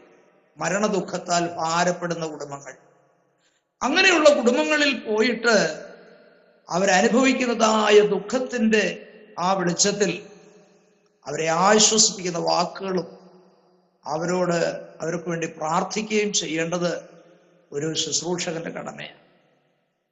ക്രമം കെട്ടവരെ പ്രബോധിപ്പിക്കുന്നത് ഒരു ശുശ്രൂഷകന്റെ ചുമതലയാണ്. മറ്റുള്ളവരെ പ്രോത്സാഹിപ്പിക്കുന്നത് ഒരു ശുശ്രൂഷകന്റെ ചുമതലയാണ്. ഇപ്പൊ ഒരു വിശ്വാസി ഒരു നല്ല പാട്ട് പാടി, അല്ലെങ്കിൽ ഒരു പ്രബോധനം പറഞ്ഞു, അല്ലെങ്കിൽ ഒരു നല്ല പ്രവൃത്തി ചെയ്തു, അവരെ പ്രോത്സാഹിപ്പിക്കേണ്ട ചുമതല ഒരു ഇടയന്റെ ചുമതലയാണ്. ബലഹീനരായവരെ എന്ത് ചെയ്യണം? താങ്ങണം. അതൊരു ശുശ്രൂഷകന്റെ ചുമതലയാണ്. വീണുപോയവരെ യഥാസ്ഥാനപ്പെടുത്തണം. ആവശ്യമായി വന്നാലുണ്ടല്ലോ, സ്വന്തം കയ്യിലിരിക്കുന്ന പണം പോലും കൊടുത്ത് അവരെ സഹായിക്കേണ്ടതായിരിക്കുന്ന അവസരം നേരിട്ടാൽ അങ്ങനെയും ഒരു ശുശ്രൂഷകൻ ചെയ്യേണ്ട ആവശ്യകതയുണ്ട്. ഇതെല്ലാം ഒരു ശുശ്രൂഷകന്റെ ചുമതലയാണെന്ന് മനസ്സിലാക്കാൻ കഴിയും. ഇനി ഞാൻ പറഞ്ഞത്, ശുശ്രൂഷകൻ അവൻ ആട്ടിൻ കൂട്ടത്തെ മേയ്ക്കുന്നവനായിരിക്കണം എന്ന് പറഞ്ഞപ്പോൾ ഓർപ്പിച്ചതാണ് ഈ കാര്യങ്ങളെല്ലാം. മാത്രമല്ല, ഒരു ശുശ്രൂഷകൻ ജാഗരിക്കുന്നവനായിരിക്കണം. എബ്രായർ 13:17. ഒരു ശുശ്രൂഷകൻ ജാഗരിക്കുന്നവനായിരിക്കണം. എന്താണ് അതിന്റെ അർത്ഥം എന്നറിയാമോ? ദൈവസഭയ്ക്ക് വിരോധമായി പോരാടുന്ന ശത്രുക്കൾ വളരെ പ്രബലരാണെന്ന് നാം മറക്കരുത്. ശത്രുവിന് ശക്തിയുണ്ട്, അവന് ബലമുണ്ട്. അതുകൊണ്ട് അവൻ എന്ത് ചെയ്തുകൊണ്ടിരിക്കും?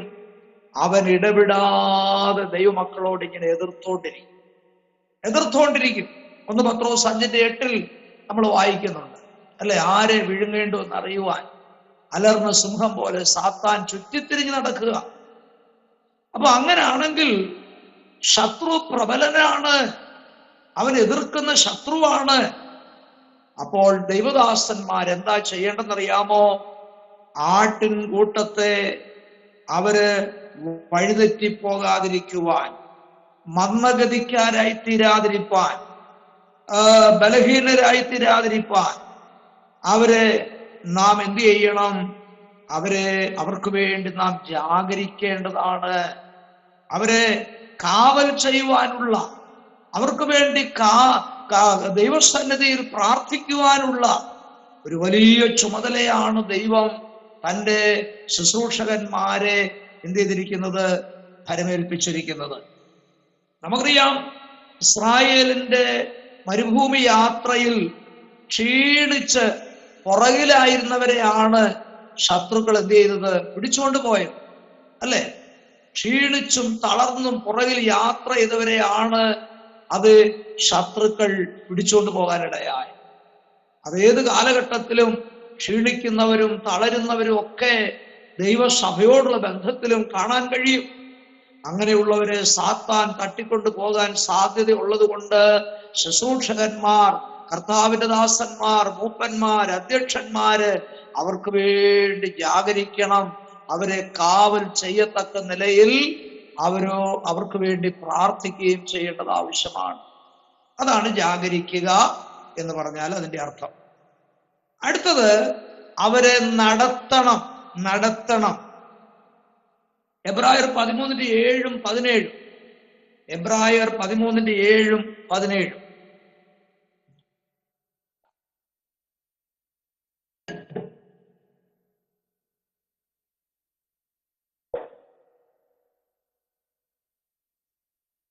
ഈ ഭാഗങ്ങളൊക്കെ നാം ചിന്തിക്കുമ്പോൾ തന്നെ പൗരസ്ത്യ ദേശങ്ങളെ സംബന്ധിക്കുന്നുള്ള പശ്ചാത്തലം നാം ശ്രദ്ധിച്ചാൽ, കൂട്ടത്തോടുകൂടിയുള്ളതായിരിക്കുന്ന ആടുകളെ മേയ്ക്കുന്ന ഇടയൻ മിക്കവാറും ആടുകളുടെ മുൻപിലാണ് നടക്കാറുള്ളത്. ആടുകൾ പുറകെ ഇടയനെ അനുഗമിക്കുകയാണ്.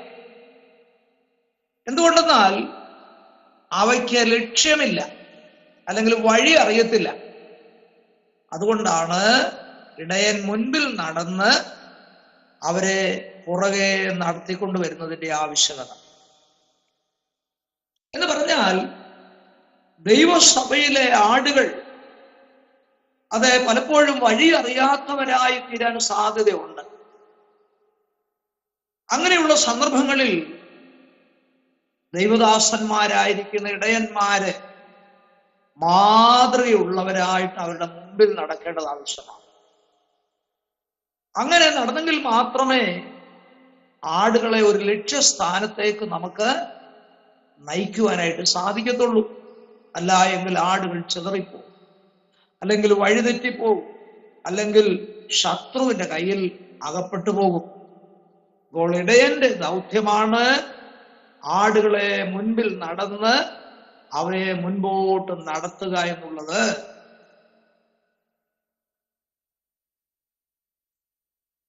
അടുത്ത മറ്റൊരു ദൗത്യമാണ് അവരെ പരിപാലിക്കുക. മറ്റൊരു വാക്കിൽ പറഞ്ഞാൽ ഭരിക്കുക എന്ന് പറയാം. പക്ഷേ പരിപാലിക്കുക എന്നുള്ള വാക്കാണ് ശരി. 1 തെസ്സലോനിക്കർ 5:12.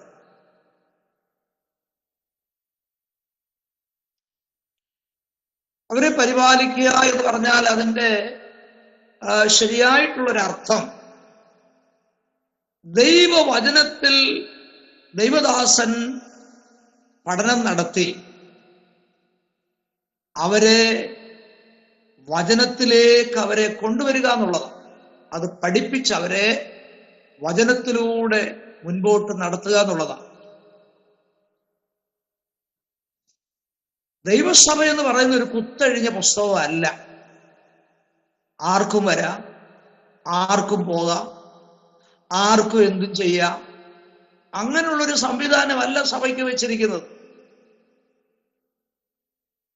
അപ്പോ ദൈവസഭ ശ്രേഷ്ഠമായ ഒരിടയന്റെ കീഴിൽ അതെ പരിപാലിക്കപ്പെടേണ്ടതായിരിക്കുന്ന വിശ്വാസികളായിരിക്കണം. എന്ന് പറഞ്ഞാൽ സഭയെ പരിപാലിക്കുക എന്നുള്ളത് ഒരു കൃപാവരമായിട്ട് തന്നെ എണ്ണിയാൽ കുഴപ്പമില്ല. അതുകൊണ്ടല്ലേ ദൈവം ശുശ്രൂഷക വൃന്ദത്തെ പലതായിട്ട് വേർതിരിച്ചിരിക്കുന്നത്. ചിലരെ അപ്പോസ്തലന്മാരായും, ചിലരെ പ്രവാചകന്മാരായും, ചിലരെ സുവിശേഷകന്മാരായും, ചിലരെ ഇടയന്മാരായും ഉപദേഷ്ടാക്കന്മാരായും ദൈവം നിയമിച്ചിരിക്കുക. അപ്പൊ എല്ലാവർക്കും ഒരേ ശുശ്രൂഷ ഇല്ലെന്നുള്ള കാര്യം കൂടെ നമ്മൾ മനസ്സിലാക്കണം. അത് അവരവരും ഗ്രഹിക്കണം. അപ്പൊ പരിപാലനപരമില്ലാത്ത ഒരാള് സഭാ ശുശ്രൂഷ ഏക്കരുത്. അങ്ങനെ ഏറ്റാൽ സഭയെ നയിക്കുവാൻ അദ്ദേഹത്തെ കൊണ്ട് സാധിക്കാതെ വരും. അതുകൊണ്ട് വിശ്വാസികളും അത് തിരിച്ചറിയണം. ഇടയന്മാരായിരിക്കുന്ന ശുശ്രൂഷകന്മാരും അത് തിരിച്ചറിയണം. എന്ത്? എന്നെ ഏൽപ്പിച്ചിരിക്കുന്ന ആ വരം അല്ലെങ്കിൽ കൃപ എന്താണെന്ന് അവരവർ തന്നെ ഗ്രഹിച്ചറിയേണ്ടത് ആവശ്യമാണ്. അതൊരു കൃപാവരം തന്നെയാണ്. 1 കൊരിന്ത്യർ 12:28. സഭയിൽ ജനാധിപത്യമല്ല, സഭയിൽ ദൈവാധിപത്യമാണ് ആവശ്യമായിരിക്കുന്നത്. സഭ പറയുന്ന പോലെ ആയിരിക്കരുത് സുവിശേഷ ദൈവത്തിന്റെ ദാസൻ. അവിടെ ദൈവമാണ് ഭരണം നടത്തുന്നത് എന്നുള്ളതായ ഏറിയ വിശ്വാസവും ആ ഉറപ്പും ദൈവസഭയ്ക്ക് ഉണ്ടായിരിക്കണം.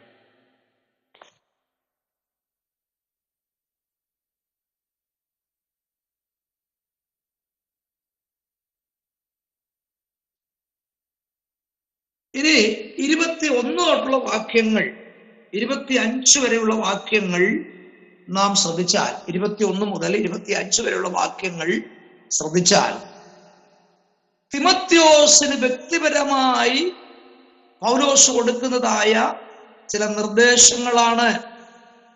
എന്ന് പറഞ്ഞാൽ തിമോത്തിയോസ് വ്യക്തിപരമായി എങ്ങനെ പെരുമാറണം, ആ കാര്യങ്ങളാണ് അടുത്തതായി പൗലോസ് തിമോത്തിയോസിന് എഴുതുന്നത്.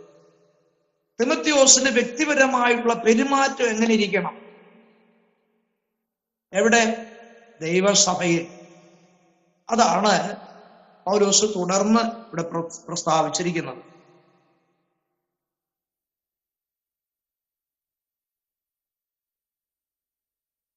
വായിക്കാമോ? 21 വാക്യം ഒന്ന് വായിച്ചേ. നീ പക്ഷമായി ഒന്നും ചെയ്യാതെ കണ്ട് സിദ്ധാന്തം കൂടാതെ ഇവ പ്രമാണിച്ചു കൊള്ളണമെന്ന് ഞാൻ ദൈവത്തെയും ക്രിസ്തുയേശുവിനെയും ശ്രേഷ്ഠ ദൂതന്മാരെയും സാക്ഷിയാക്കി നിന്നോട് കൽപ്പിക്കുന്നു. യാതൊരുത്തന്റെ മേലും വേഗത്തിൽ കൈവയ്ക്കരുത്. അന്യന്മാരുടെ പാപങ്ങളിൽ ഓഹരിക്കാരനാകുകയുമരുത്. നിന്നെ തന്നെ നിർമ്മലനായി കാത്തുകൊള്ളുക. മേലാൽ വെള്ളം മാത്രം കുടിക്കാതെ നിന്റെ അജീർണതയും കൂടെ കൂടെയുള്ള ക്ഷീണതയും നിമിത്തം അല്പം വീഞ്ഞും സേവിച്ചു കൊള്ളുക. ചില മനുഷ്യരുടെ പാപങ്ങൾ വിസ്താരത്തിന് മുമ്പേ തന്നെ വെളിവായിരിക്കുന്നു. ചിലരുടെ പാപങ്ങളോ ക്രമേണയത്രേ. സൽപ്രവൃത്തികളും അങ്ങനെ തന്നെ വെളിവാകുന്നു. വെളിവാകാത്തവയും മറഞ്ഞിരിക്കുകയില്ല. Thank you. ഇവിടെ ആദ്യം പൗലോസ് തിമോഥെയോസിനോട് പറയുന്നത്, നീ പക്ഷമായിട്ടൊന്നും ചെയ്യാതെ കണ്ട് സിദ്ധാന്തം കൂടാതെ ഇവ പ്രമാണിച്ചു കൊള്ളണം എന്ന് ഞാൻ ദൈവത്തെയും ക്രിസ്തുയേശുവിനെയും ശ്രേഷ്ഠദൂതന്മാരെയും സാക്ഷിയാക്കി നിന്നോട് കൽപ്പിക്കുന്നു. അപ്പോൾ ദൈവത്തിന്റെയും യേശുക്രിസ്തുവിന്റെയും തിരഞ്ഞെടുക്കപ്പെട്ട ദൂതന്മാരുടെയും സാന്നിധ്യത്തിൽ ഈ പറയപ്പെട്ട കാര്യങ്ങളൊക്കെ പൗലോസ് തിമോഥെയോസിനെ ചുമതലപ്പെടുത്തുകയാണ്. ഓ, എത്ര ശ്രേഷ്ഠമായ ചുമതലയല്ലേ! ദൈവദാസന്മാരൊരിക്കലും വില കുറഞ്ഞവരല്ല. അപ്പൊ പൗലോസ് തിമോഥെയോസിനെ ഈ ചുമതലകളൊക്കെ ചുമതലപ്പെടുത്തുന്നത്, നോക്കണേ, ആരുടെ കാര്യം പറഞ്ഞ? ദൈവത്തിന്റെയും ക്രിസ്തുയേശുവിന്റെയും തെരഞ്ഞെടുപ്പ് പ്രാപിച്ച ദൂതന്മാരുടെയും സാന്നിധ്യത്തിലാണ് ഈ കാര്യങ്ങളെല്ലാം പൗലോസ് തിമോഥെയോസിനെ ചുമതലപ്പെടുത്തുന്നത്. എന്ന് പറഞ്ഞാൽ, നീ ഒരു സഭയിലായിരിക്കുമ്പോൾ ചിലപ്പോൾ സഭയിൽ രണ്ട് പക്ഷമുണ്ടായിരിക്കാം. നീ നിബന്ധനകളൊക്കെ മുഖം നോക്കാതെ അവിടെ നടപ്പാക്കണം. ആരുടെ മുഖം നോക്കാൻ പാടില്ല. പക്ഷപാതം അരുത്. സഭാ നേതൃത്വത്തിനെതിരായ ശിക്ഷണക്രമത്തെ സംബന്ധിച്ചിടത്തോളം വ്യക്തിഗതം പരിഗണനയാൽ ഒരുവൻ സ്വാധീനിക്കപ്പെട്ടു എന്ന് വരാം. കുറ്റമറ്റ സത്യസന്ധത ഈ കാര്യത്തിൽ ഒഴിച്ചുകൂടാൻ പാടില്ല എന്ന് പൗലോസ് തിമോഥെയോസിനെ ചുമതലപ്പെടുത്തുകയാണ്. എന്ന് പറഞ്ഞാൽ, ആരുടെയും പക്ഷം പിടിക്കരുത്, ആരുടെയും മുഖം നോക്കരുത്. ചിലപ്പോൾ നിനക്ക് കൂടുതൽ തരുന്നവർ കാണും, ഒട്ടും തരാത്തവർ കാണും. നിന്നെ സ്നേഹിക്കുന്നവർ കാണും, സ്നേഹിക്കാത്തവർ കാണും. നിന്നെ പ്രോത്സാഹിപ്പിക്കുന്നവർ കാണും, പ്രോത്സാഹിപ്പിക്കാത്തവർ കാണും. പക്ഷേ ഒരു ദൈവസഭയോടുള്ള ബന്ധത്തിൽ എല്ലാവരും തുല്യരായിട്ടാണ് കാണേണ്ടത്. ആരെയും പക്ഷം തിരിഞ്ഞ് കാണരുത്, പക്ഷം പിടിക്കുകയും അരുത്. ആ കാര്യത്തിൽ ദൈവത്തിന്റെ കണ്ണുകളാണ് നമുക്ക് ആവശ്യം. ദൈവം ഒരു സഭയെ എങ്ങനെ നോക്കുന്നുവോ ആ വീക്ഷണമായിരിക്കണം ഒരു ദൈവദാസന്റെ വീക്ഷണം. ഒരുവൻ പാവപ്പെട്ടവനായിരിക്കാം, മറ്റൊരുവൻ ധനികനായിരിക്കാം. അവനെ രണ്ട് കണ്ണിൽ കാണാൻ പാടില്ല. അവരെ ഒരുപോലെ ഒരു ദൈവദാസൻ കാണണം എന്നാണ് ഇവിടെ ഉദ്ദേശിക്കുന്നത്. തിമോഥെയോസിന്റെ പ്രവർത്തനങ്ങൾ ദൈവത്താലും യേശുക്രിസ്തുവിനാലും ദൂതന്മാരാലും സൂക്ഷ്മ പരിശോധന ചെയ്യുന്നതിനാലും അന്ത്യന്യായവിധിയുടെ വീക്ഷണത്തിലും ഈ നിബന്ധനകൾ മുഖപക്ഷം കൂടാതെ നീ പ്രമാണിക്കണം എന്ന് ശക്തമായ നിർദ്ദേശം പൗലോസ് കൊടുക്കുക. കണ്ടോ, ഒരു ദൈവസഭയുടെ നിലനിൽപ്പിന് ആ ഒരു ഭരണം, ഒരു ദൈവദാസന്റെ നിയന്ത്രണം അവിടെ എത്രമാത്രം പ്രാധാന്യമുള്ളതാണെന്ന് മനസ്സിലാക്കി അത് നീ പാലിക്കണമെന്നാണ് പൗലോസ് തിമോഥെയോസിനെ ഓർപ്പിക്കുന്നത്. അപ്പോൾ നീ പക്ഷമായി ഒന്നും ചെയ്യാതെ സിദ്ധാന്തം കൂടാതെ പ്രമാണിച്ചു കൊള്ളണമെന്ന് ഞാൻ ദൈവത്തെയും ക്രിസ്തുയേശുവിനെയും ശ്രേഷ്ഠദൂതന്മാരെയും സാക്ഷിയാക്കി നിന്നോട് കൽപ്പിക്കുകയാണ്. കൽപ്പിക്കുന്ന ഒരു കൽപ്പന വാക്കുകളാണ് ഇവിടെ പറഞ്ഞിരിക്കുന്നത്. അപ്പോൾ അതെത്ര ശ്രേഷ്ഠമായ കാര്യമാണെന്ന് നമുക്കവിടെ ഗ്രഹിപ്പാൻ കഴിയും. 22-ാം വാക്യം, യാതൊരുത്തിന്റെ മേലും വേഗത്തിൽ കൈവെക്കരുത്, അന്യന്മാരുടെ പാപങ്ങളിൽ ഓഹരിക്കാരാകുകയും അരുത്, നിന്നെ തന്നെ നിർമ്മലനായി കാത്തുകൊള്ളുക. എന്ന് പറഞ്ഞാൽ ഈ ഒരു ശുശ്രൂഷ സ്ഥാനത്തേക്ക് പെട്ടെന്നൊരാളെ എന്ത് ചെയ്യാൻ പാടില്ല? നാമനിർദ്ദേശം ചെയ്യുവാൻ പാടില്ല. അവരുടെ യോഗ്യതകൾ ശരിയായി പരിശോധിക്കണം. ഈ ഭാഗത്ത് പറയുന്ന ഭാഗം ആവർത്തന പുസ്തകം 32 ആവർത്തന 3-ാം അധ്യായത്തിന്റെ 2, 7, 10 വാക്യങ്ങളിൽ ഉള്ള ഒരു ചിന്തയാണ്. എന്ന് പറഞ്ഞാൽ പെട്ടെന്നൊരാളെ ഒരു ശുശ്രൂഷക സ്ഥാനത്തേക്ക് ആക്കരുത്. എന്ന് പറഞ്ഞാൽ അവരുടെ യോഗ്യതകൾ, അവരുടെ സ്വഭാവങ്ങൾ, അവരുടെ കഴിഞ്ഞകാല ജീവിതത്തിന്റെ അവസ്ഥകളൊക്കെ എന്ത് ചെയ്യണം? പരിശോധിച്ച് മനസ്സിലാക്കണം. എങ്ങനെയാണ് ഇവൻ ഇവിടെ വരെ വന്നത്? എങ്ങനെയാണ് അവൻ ഈ സ്ഥാനത്തെത്തിയത്? അവനെ പെട്ടെന്ന് ഒരു ശുശ്രൂഷക സ്ഥാനത്തേക്ക് ആക്കാൻ കഴിയുമോ എന്നുള്ള കാര്യം വളരെ പരിശോധിച്ച് മനസ്സിലാക്കി ചെയ്യേണ്ട കാര്യമാണെന്ന് ഇവിടെ പൗലോസ് ഓർപ്പിക്കുകയാണ്. അല്ലെങ്കിൽ എന്ത് സംഭവിക്കും? അവൻ ഒരുപക്ഷെ ശുശ്രൂഷയിൽ നിന്ന് വീണുപോകും. അവനിൽ പാപത്തിന്റെ ശക്തി വന്നെന്നിരിക്കും. അങ്ങനെ വരികയാണെങ്കിൽ നീയും അതിന് ഓഹരിക്കാരനാകുമെന്നാണ് പൗലോസ് പറഞ്ഞ് അതിനെ വിലക്കുന്നത്. ഇനി 23-ാമത്തെ വാക്യം, മേലാൽ വെള്ളം മാത്രം കുടിക്കാതെ നിന്റെ അജീർണതയും കൂടെയുള്ള ക്ഷീണിതവും നിമിത്തം അല്പവീഞ്ഞ് സേവിച്ചുകൊള്ളുക. ഇത് പലരും ഈ വാക്യം എടുത്തിട്ടാണ് ചോദിക്കുന്നത്, ഇച്ചിരി കുടിച്ചാൽ എന്നാ അല്ലേ?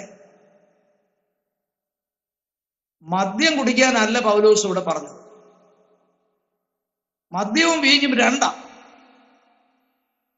അപ്പോ ഇവിടെ നീ വ്യക്തിപരമായി നിന്റെ ജീവിതം വളരെ സൂക്ഷിക്കുന്നത് പോലെ തന്നെ മറ്റൊരു നിർദ്ദേശം മറ്റൊരു കാര്യത്തിന് വേണ്ടി പൗലോസ് പറയുക. എന്താ അത്? മേലാൽ വെള്ളം മാത്രം കുടിക്കാതെ, അതിന്റെ ശരിയായ തർജിമയാണ് ഞാൻ പറയുന്നത്. മേലാൽ വെള്ളം മാത്രം കുടിക്കാതെ നിന്റെ ഉദര സൗഖ്യവും കൂടെ ഉണ്ടാകുന്നതായ മറ്റു രോഗങ്ങളെയും പരിഗണിച്ച് നീ അല്പം വീഞ്ഞും കൂടെ കുടിക്കണം. ഇതൊരു പുതിയ തർജ്ജിമയാണ്. എന്ന് പറഞ്ഞാൽ കൂടെ തിമത്യോസിന് ക്ഷീണവും പല അസുഖങ്ങളും ഇങ്ങനെ കൂടെ ഉണ്ടാകാറുണ്ട്. ഇപ്പൊ പൗലോസ് ആത്മീയ കാര്യം തന്നെ അല്ല പറഞ്ഞിരിക്കുന്നത്, അവന്റെ ശാരീരികമായ ആരോഗ്യത്തെ കൂടെ പരിഗണിച്ചാണ് ഈ കാര്യം പറഞ്ഞത്. ഇപ്പം ശുശ്രൂഷ ചെയ്യണമെങ്കിൽ ശരീരം വേണമല്ലോ, വേണ്ടേ? അപ്പൊ ശരീരത്തിനുള്ളത് ശരീരത്തിന് ചെയ്യണമെന്നായി പറഞ്ഞു വരുന്നേ. ഏലിയാവ് ചൂരച്ചെടിയുടെ തണലിൽ മരിക്കാൻ കിടക്കുക അല്ലേ? ആ സമയത്ത് എഴുന്നേറ്റ് പ്രാർത്ഥിക്കാനല്ല ദൂതം എന്ന് പറഞ്ഞത്, അവന്റെ ശരീരത്തിന് വേണ്ട ഭക്ഷണമാണ് കൊണ്ടു കൊടുത്തത്. എന്ന് പറഞ്ഞാൽ നമുക്ക് ആരോഗ്യവും ശരീരവും ഉണ്ടെങ്കിൽ മാത്രമേ ശുശ്രൂഷിക്കാൻ കഴിയത്തുള്ളൂ. ആ ഒരു ചിന്തയെ ആസ്പദമാക്കി പൗലോസ് പറയുകയാണ്, നീ ഇച്ചിരി മദ്യം കുടിച്ചോളാനല്ല പറഞ്ഞു, പിന്നെ അല്പ വീഞ്ഞ് നീ കുടിക്കണം. എന്താണ് അതിന്റെ കാരണം? ഇത് ഒരു ഔഷധമെന്നുള്ള നിലയിൽ പൗലോസ് ഒരു അഭിപ്രായമായിട്ട്, ഒരു നിർദ്ദേശമായിട്ട് തിമോഥെയോസിനോട് പറയുന്ന കാര്യമാണ്. അല്ലാതെ അതിന്റെ ഒരു ആന്തരിക അർത്ഥം വേറെ ഇല്ല. അവന്റെ ശരീരത്തിന് ആവശ്യമായ പോഷണത്തിന് വേണ്ടി, അവന് സൗഖ്യം ലഭിക്കേണ്ടതിന് വേണ്ടി വെള്ളം മാത്രം, അതായത് തിമോഥെയോസ് വീഞ്ഞു കുടിക്കാതിരുന്നെന്നാ പറയുന്നത്. വീഞ്ഞു കുടിക്കാത്ത ഒരു മനുഷ്യനായിരുന്നു. നമുക്കറിയാം, പലസ്തീൻ നാട്ടിലെ ആ പശ്ചാത്തലം നോക്കിയാൽ കാനാവിലെ കല്യാണ വീട്ടിൽ പോലും അവർ വെള്ളമല്ല കുടിക്കാൻ കൊടുത്തത്, വീഞ്ഞ. അവരുടെ ഒരു പാനീയം എന്നുള്ള നിലയിലാണ് അത് ഉപയോഗിക്കുന്നത്. എന്നാൽ ദൈവം പറയുന്നത് വീഞ്ഞു കുടിച്ച് മത്തരാകരുതെന്നും പറഞ്ഞിട്ടുണ്ട്. അല്പ വീഞ്ഞു കുടിക്കാനാ പറഞ്ഞത്. അപ്പോൾ അതൊരു ഔഷധം എന്ന നിലയിൽ മാത്രമേ പൗലോസ് അതിനെ ഉദ്ദേശിച്ചുള്ളൂ, അല്ലാതെ മറ്റേ യാതൊരു അർത്ഥവുമില്ല. അവന്റെ ശാരീരിക അവസ്ഥകളെ കൂടെ പരിഗണിച്ചുകൊണ്ടാണ് പൗലോസ് ആ കാര്യം അവിടെ ഓർപ്പിക്കുവാനായിട്ട് ഇടയായത്. ഇനി 24, 25 വാക്യങ്ങൾ ചില മനുഷ്യരുടെ പാപങ്ങൾ വിസ്താരത്തിന് മുൻപേ തന്നെ വെളിവായിരിക്കുന്നു, ചിലരുടെ പാപങ്ങളോ ക്രമേണയത്രേ. സൽപ്രവൃത്തികളും അങ്ങനെ തന്നെ വെളിവാകുന്നു, വെളിവാകാത്തവയും മറഞ്ഞിരിക്കുകയില്ല. അപ്പോൾ ഈ ഒരു ശുശ്രൂഷ മേഖലകളിലേക്ക് ഒരുവനെ നീ കൈപിടിച്ച് കൊണ്ടുവരുമ്പോൾ പാലിക്കേണ്ടതായിരിക്കുന്ന മുൻകരുതലിലേക്ക് വീണ്ടും അപ്പോസ്തലൻ തിരിയുകയാണ്. എന്ന് പറഞ്ഞാൽ ഈ ഉദ്യോഗത്തിന് അയോഗ്യരായവരുടെ പാപങ്ങളെ കുറിച്ചാണ് ഇവിടെ പറയുന്നത്. മാത്രമല്ല ഈ ഒരു ശുശ്രൂഷയ്ക്ക് യോഗ്യരായവരുടെ സൽപ്രവൃത്തികളെയും ഇവിടെ എടുത്തു പറയുകയാണ്. അപ്പോൾ ഒരു ദൈവദാസന്റെ ശുശ്രൂഷയുടെ മേഖലയോടുള്ള ബന്ധത്തിൽ ഒരു വ്യക്തിയെ ശുശ്രൂഷ പാന്താവിലേക്ക് കൊണ്ടുവരുമ്പോൾ അതിനെ നിയന്ത്രിക്കുന്ന അല്ലെങ്കിൽ ആ ഒരു ദൗത്യം നിറവേറ്റുന്ന ആ ശുശ്രൂഷകൻ എന്താ ചെയ്യേണ്ടത്? അവന്റെ യോഗ്യതകളെ ആദ്യം പരിശോധിക്കണം. അവൻ ഈ ശുശ്രൂഷയ്ക്ക് പറ്റുന്ന വ്യക്തിയാണോ, അതിനുള്ള യോഗ്യത അവനുണ്ടോ എന്ന് വ്യക്തമായിട്ട് എന്ത് ചെയ്യണം? പരിശോധിക്കേണ്ടത് ആവശ്യമാണ്. അങ്ങനെ ചെയ്തില്ല എങ്കിൽ ദൈവസഭയ്ക്കും ദൈവിക വേലയ്ക്കും ശുശ്രൂഷയ്ക്കും എല്ലാം അവൻ ആരായിത്തീരും? അവൻ അപമാനമായി തീരും. അങ്ങനെ സംഭവിക്കാതിരിക്കാൻ ആ തിമോഥെയോസിന് വ്യക്തമായിട്ടുള്ള നിർദ്ദേശം എഴുതി പൗലോസ് ആ ഭാഗത്ത് വ്യക്തത കാണിച്ചിരിക്കുകയാണ്.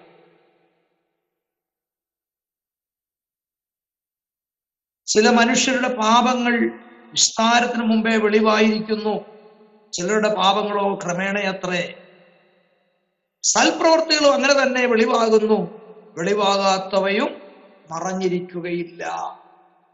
അപ്പൊ നോക്കിക്കേ, അതെത്ര ഗൗരവമായ ഒരു കാര്യമാണ് പൗലോസ് എഴുതിയതെന്ന് നമുക്കവിടെ കാണാൻ കഴിയും.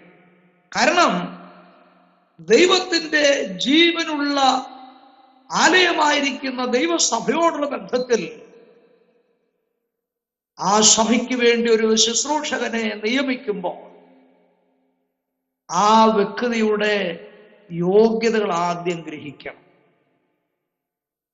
അങ്ങനെ ഗ്രഹിച്ചില്ല എങ്കിൽ അത് പിന്നീട് ദോഷകരമായി തീരാൻ സാധ്യതയുണ്ട് എന്ന് പൗലോസ് തിമോഥെയോസിനെ നിർദ്ദേശിക്കുകയാണ്.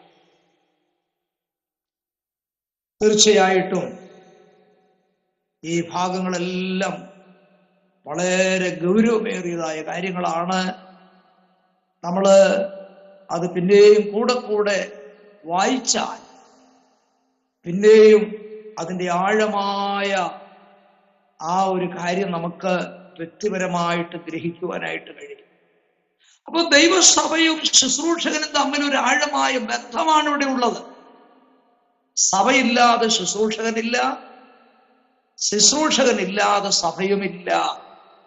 അതുകൊണ്ട് ആഴമായ ഒരു ബന്ധം ശുശ്രൂഷകനും സഭയ്ക്കും തമ്മിലുള്ളത് കൊണ്ട് ഈ ഭാഗം ഗൗരവമായിട്ട് നാം പഠിക്കേണ്ടതും ഗ്രഹിക്കേണ്ടതുമായ ആവശ്യകതയുണ്ട്.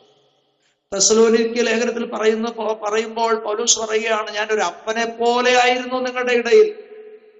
പിന്നെ താഴോട്ട് വായിച്ചു വരുമ്പോൾ കാണാൻ കഴിയും, ഞാനൊരു അമ്മയെ പോലെയായിരുന്നു. നോക്കിക്കേ, മക്കളും അപ്പനും അമ്മയും തമ്മിലുള്ള ബന്ധം എത്ര ആഴമായ ബന്ധമാണ്.